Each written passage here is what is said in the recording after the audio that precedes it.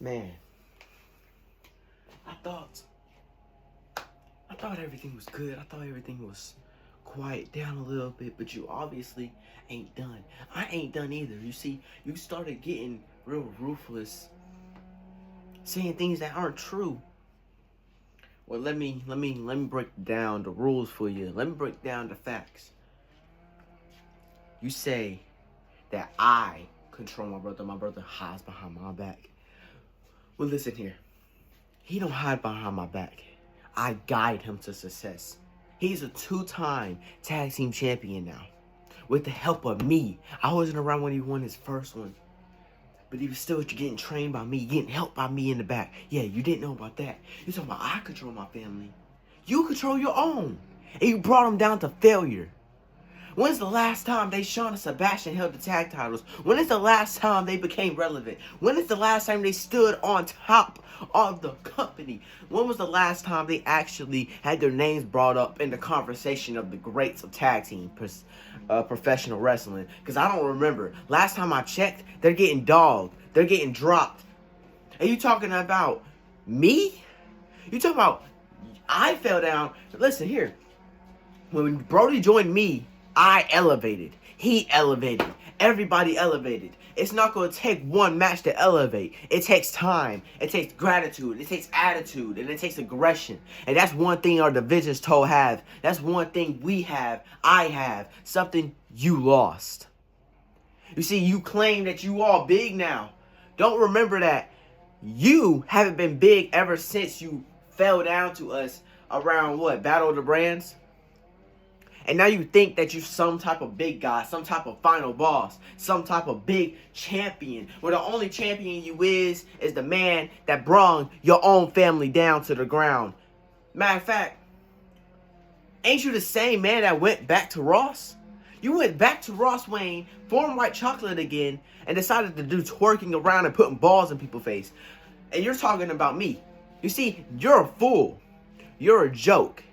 And in my eyes, you ain't Elijah Jordan. You're just a copy of him. A reformed version that ain't nothing compared to the one I actually got beat in 5 minutes with. And I ain't scared to admit it. Elijah, you ain't nothing now. 2026 is not your year. 2026 is my year. I'll retire at the end of the year. And you won't be the one to do it. I will make sure of that. Because one thing and one thing only, I came up from the bottom and I actually became successful. I actually have gold right now. What do you have? Nothing on your waist. Nothing on your shoulder. And you might get that Rumble. You might get that Rumble beating Brody. But one thing you won't get is relevancy. One thing you won't get is fame. Because as long as you with that man Ross, you won't get anywhere. You're talking about, I'm holding JD back. Ross is holding you back. Every time you're with Ross, what happens?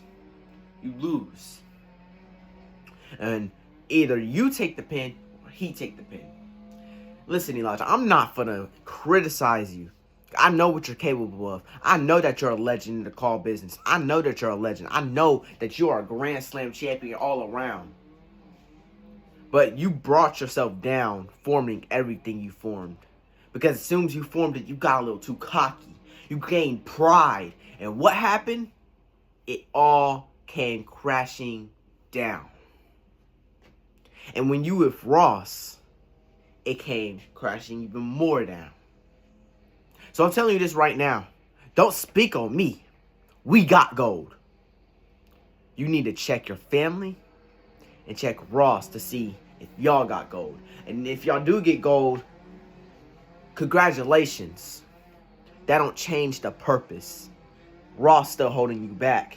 He's still preventing you to be the madman you once was. Ross Wayne ain't nothing. It's a reason his finisher's called the Wayne Whacker, because that's all he is, a whack. He's whack. But you Elijah Jordan, I believe that you could be a better man. I mean, shoot, you don't beat me every time. I beat you once. I'm not scared to admit it. So as long as you're away from Ross, I'll admit that you actually got some relevancy, some greatness behind your name.